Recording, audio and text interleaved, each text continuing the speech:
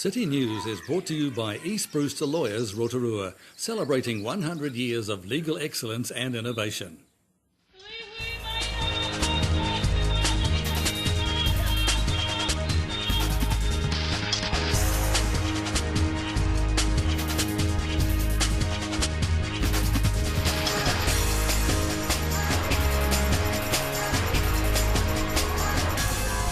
Kia ora Rotorua, head in tonight's bulletin. Rotorua SPCA calls for help in rehoming cats. Rotorua reopens part of Bay of Plenty coastline for shellfish collection. And tomorrow, Whakarewa is holding a multicultural Waitangi Day celebration. Rotorua SPCA is looking for more people to adopt cats, as too many are being housed at the centre for far too long. Manager Eve Johnson says she's also working with other SPCA in the region to help home the unwanted cats. We did mention off camera that you're going to introduce some new policies to, to stop having the cats in here for so long. So how does that work?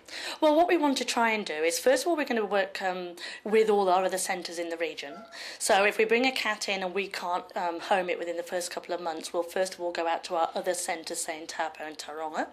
And then what we'll do at a 3-month time is we'll assess what cats we've got and work with the public to get them rehoused.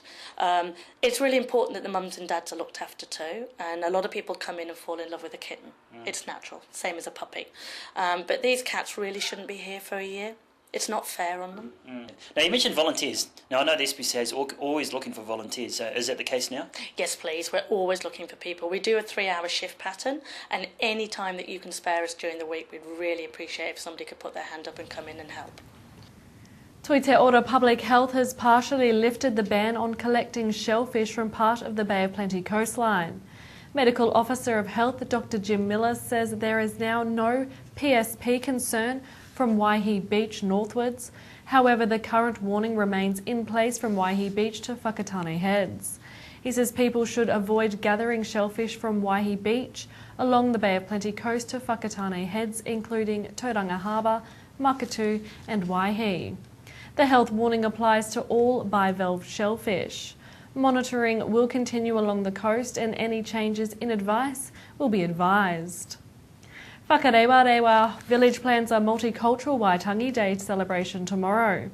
Business Development Administrator Jarvis Davis says Whakarewa Thermal Village is ready for their 7th Whakanuia Day, with this year's theme set to showcase the diverse cultures in our community. Whakarewa Village Charitable Trust is celebrating the cultures of the world.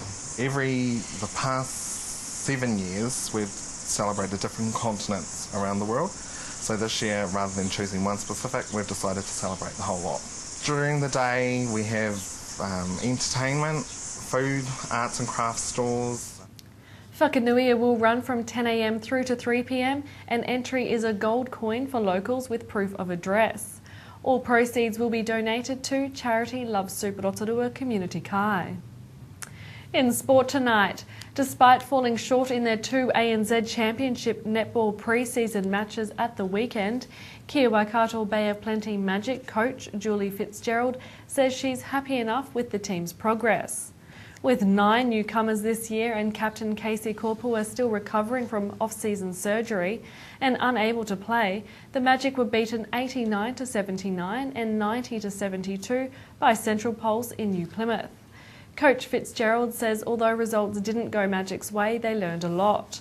The Magic's first official game of the season is on the 1st of March against the Tactics, with their local match against the Thunderbirds set down for Sunday the 27th of April. To your weather now, Rotorua.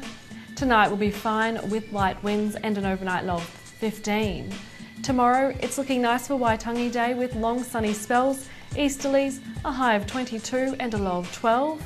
And the outlook for Friday, long sunny spells with easterlies, a high of 20 and a low of 15.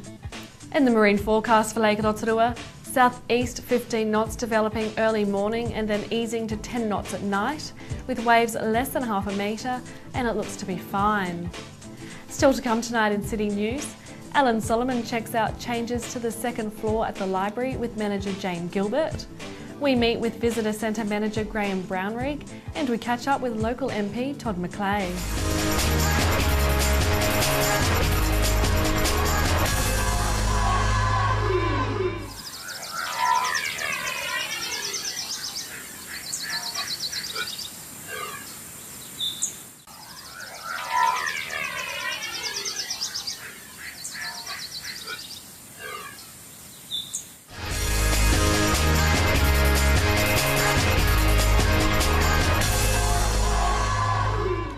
Well, we're down at the Rotorua Public Library today, and whether you know it or not, they've moved into the 21st century, not by the ways of the internet or computers, but with e-books. And they've been here for a couple of years now, haven't they, Jane? Jane Gilbert, the manager of the Public Library. Hello. Just explain to our audience at home what exactly is an e-book, because I'm sure there's some out there that are not too sure. Well, an e-book is something that you access online, or you take online and put onto an e-reader. And you read it on a device as opposed to it being a paper version of a book. Now, I'm guessing they must be pretty popular, or else you wouldn't do it. Well, they are, and I think a lot of people are getting into them nowadays. We started with them about 3 years ago now, with a very small collection, and we have both e-audiobooks and e-books. The e-audiobooks are like talking books on tape or CD, depending on how old you are. But the talking books themselves are, you just put them onto your device and you listen to them, so you could listen to them from an iPod or something like that. With the e-books, you need a device to read them, or you can read them on your computer. And we have a couple of different collections that you can access these books from, and you go onto our website, pick which door you want to go into, and then you can select your titles from there. They're not all available. You can't get any book on ebook, which is the limitation of technology at this time. But the collection that we have is together with Western Bay of Plenty and Whakatane. The three of us started it, and since then we've had Taupo come on board and also a Pūtiki, so that the range of titles is huge. I think we've got about 3,000 to 4,000 now. That's quite a big Bay of Plenty initiative. Oh yeah, it is. And they contribute what they can to the collection. We do too. And then any of the borrowers from any of the libraries that are contributing can just go online and borrow whatever title they want to. Now, if there's somebody at home who's wanting to get an e-book and is not too sure how the process works, is there anything here at the library that would help them with that? I'm glad you asked me that. This last month we've actually been having workshops for people. We suddenly realised that a lot of people get an e-book for Christmas or something like that, and it might be an older person whose children have given them an e-book and they just haven't got a clue how to go about accessing titles. And so we decided that we'd have some workshops for people to come down, bring their devices with them and learn how to use them. What was the age range there, Jane? Mostly it's older people, sort of those who are retired or semi-retired. They're switching into technology, but it's amazing that older people are actually embracing technology as much as, or even more so than the young ones are. And so, but there's a need for training because, of course, you don't get this kind of training at school or anything like that. Yeah. Not in our day, anyway. And sort of putting the two together has been quite interesting. The problem we have is that there are so many different types of devices. For instance, you get a Kindle and you can't access our e-books with a Kindle. It doesn't work. But all the other kinds of e-readers you can. But an ordinary e-reader, which is just an e-reader and not a laptop or a tablet or something like that, you have to actually download it onto a computer before you can download it onto your e-reader. So it's getting people used to how the technology works. It's been quite fascinating. Now, we're in the month of February, and Valentine's Day is just around the corner, and you've got a competition coming up for Valentine's Day, or for February, and it's quite exciting. We have, yeah. We're doing a Lovers in the Year theme, so romance is important. And last year we had a big basket of goodies as a prize. So if you come down to the library and borrow a romance, you can go in the draw for a surprise. All right, good stuff. That sounds really good. Now we're going to have a chat to one of the staff, so appreciate your time. Thank you. Okay, my pleasure. Well, joining me now is Arnie Shallon. She's got a very important job here at the library. She's the Heritage Collection Librarian. Thanks for joining us today. Now, the reason I want to talk to you, because right next door is the Don Stafford room.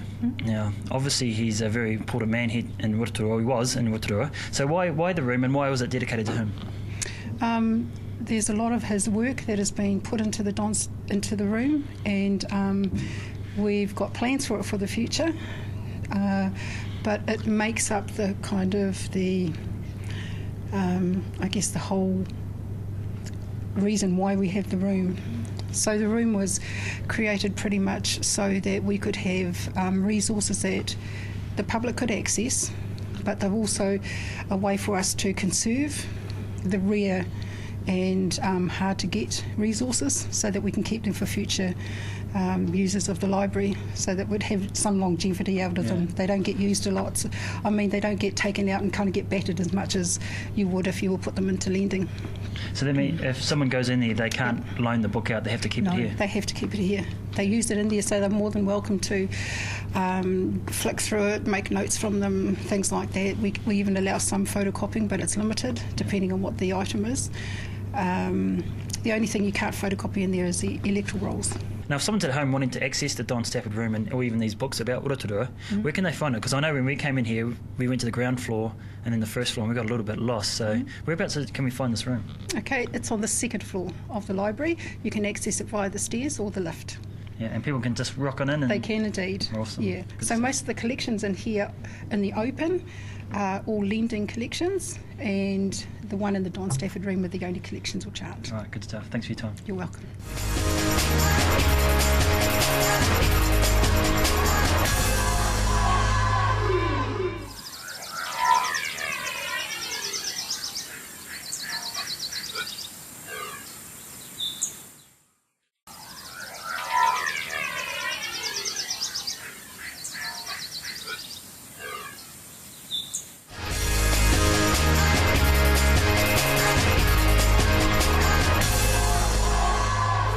Well, it's been a bumper tourist season here in Rotorua, and the people that know that the most are the hard workers here at the Eyesight and Visitor Centre. So we're going to go inside and catch up with the manager, Graham Brownwig, and find out about the new booking system and the year ahead.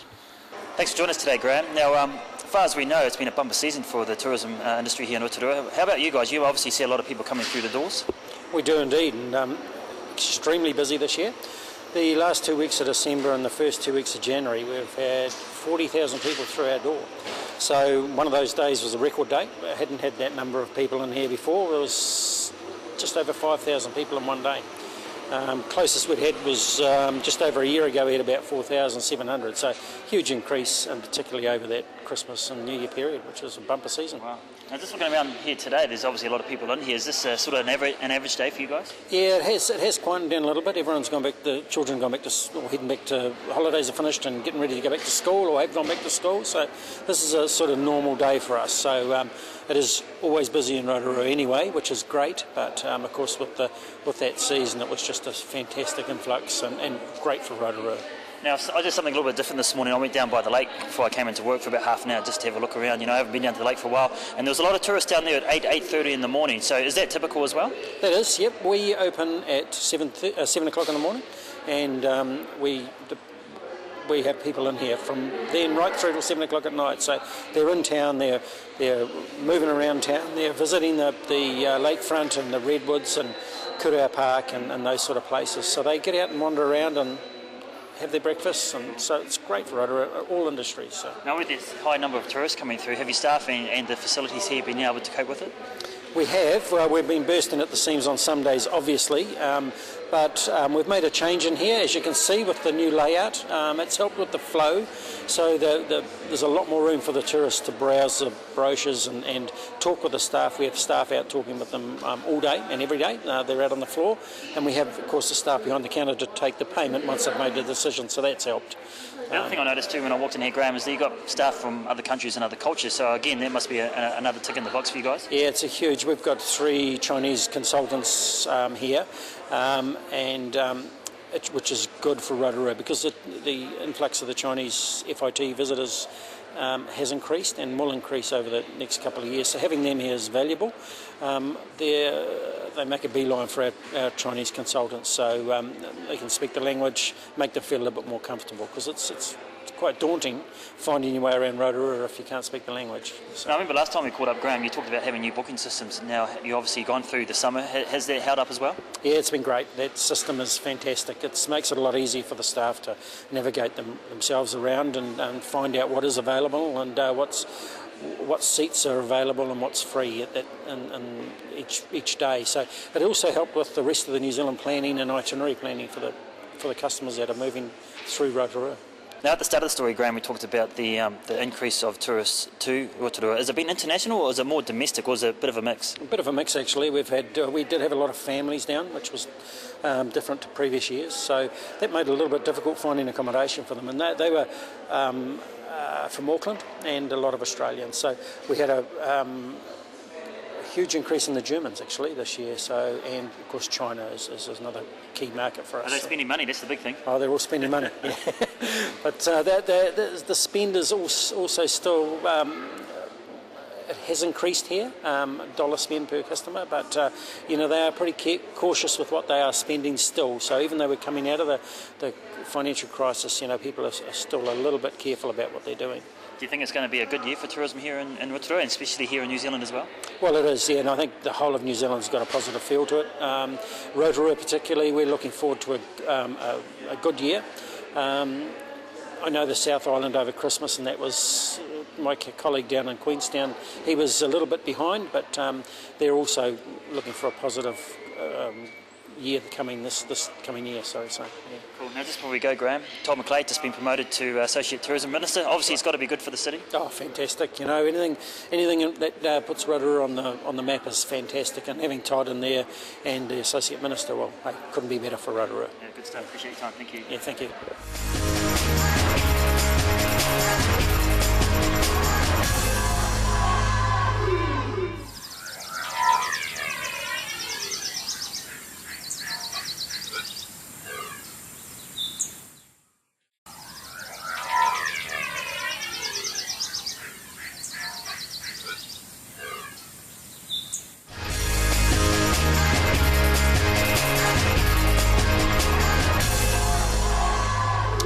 Well, we're catching up with our local MP, Todd McLeod, today. We're going to find out what he and his family got up to for Christmas, his brand new promotion as the Associate Tourism Minister, and we're also going to find out what's happening with the elections later on in the year. Thanks for joining us today, Todd. Now, obviously, 2014 is underway and you're back to work. Did you have a good summer break with your family? A fantastic break. We spent almost the whole time in the electorate at the lakes and across at the beach at Pukahina. Wasn't the weather superb, and even the farmers are happy because it rained a bit and the grass is still growing, so we had a really good break. Yeah, well, I don't think summer's really turned up because it's still a little bit funny now, but anyway, last week Prime Minister was in town. Obviously a good chance for you guys to catch up, and he toured a few things around town, especially here in Rotorua. He went to Verda New Zealand Limited. Now obviously that's a huge contract, a huge opportunity for that business. What's your take on that? Well, look, I think they're really impressive. They've worked hard over the last couple of years to forge a place for themselves in the international market under very difficult conditions. So, in brief, they take pine wood in New Zealand, they apply processes to it, turn it into decking and outdoor furniture, and they sell it overseas in some quite competitive but extremely lucrative markets. And I think the whole visit, the reason I asked the Prime Minister to come to the electorate was to show him the other side of forestry and wood manufacturing. So we had Tachikawa close last year, which is very sad and difficult for the employees, the workers that have lost their jobs. But there's also a whole story to be told around other companies who are involved in wood processing and manufacturing, who have invested and who have innovation, who are growing and doing really well. And we were in Kawerau where SCA Hygiene have invested $60 million to build New Zealand's largest tissue and toilet paper factory. And that was hundreds of jobs during the build, and they've said a significant number of people in the wider Bay of Plenty find that important for their business.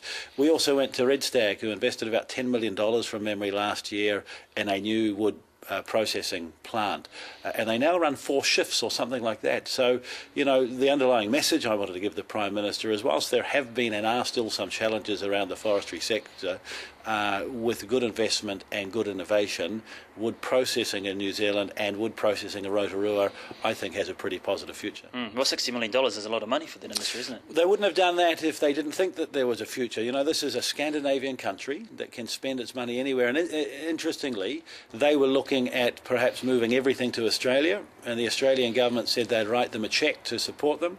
I, as local MP, Tim Grosser, Minister of Trade, and the government got on board to support the cause and showed them that there were reasons to stay in Kawerau: the geothermal, the skilled workforce, the closeness to the port, New Zealand's largest forest on their doorstep.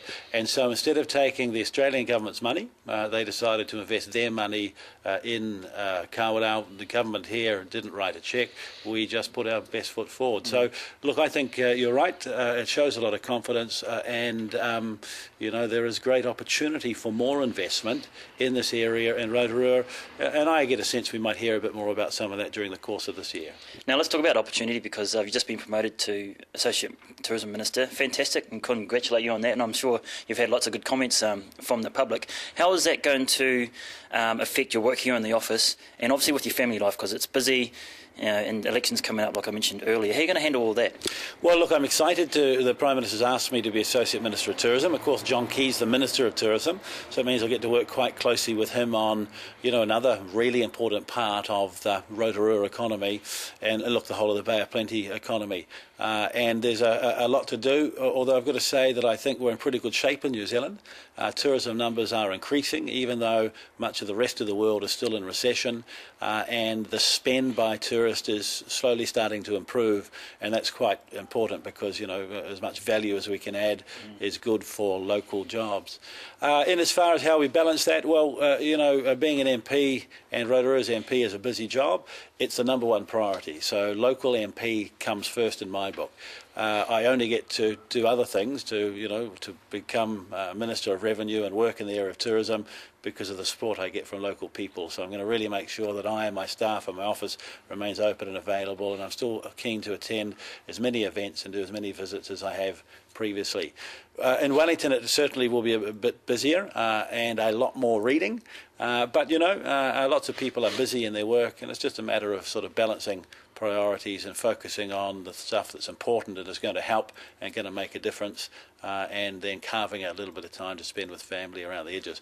What I've always thought as a local MP is it's not quantity of time, it's quality of time. So, I was talking to a truck driver a month or so ago who's driving all of the time. He's very busy. He spends a lot of time away from his family, but when he's at home, he does the stuff he loves to with his family, the things that his kids enjoy, and it's something that my wife Nadine and I try and get the balance right as well. The election's coming up very shortly. When do you guys start campaigning? Well, I pretty much never stop. Actually, all of the time I'm back at home, the electorate away from Wellington, I'm out doing the things I did in my first campaign, which is meeting people, talking to them and listening to them. So that'll continue. Certainly during the course of the year it gets busier, and as we come to the week or two before election day, there's a lot of activity. I think you'll see the parties around the country ramp up. We've seen a few announcements, some good, some not so good, during the course of this year. But look, it's normally the last couple of months where there's the most focus. All right, good stuff. Appreciate your time. A busy year ahead for local MP Todd McClay. He was speaking there with Alan Solomon. And we'd love to hear from you if you have any news or information that you'd like to share with us. Give the station a call on 07 3488 984, or you can email news@tv.rotorua.co.nz. Thanks for watching tonight. Have a great Waitangi Day holiday from all the team at City News. For Maria.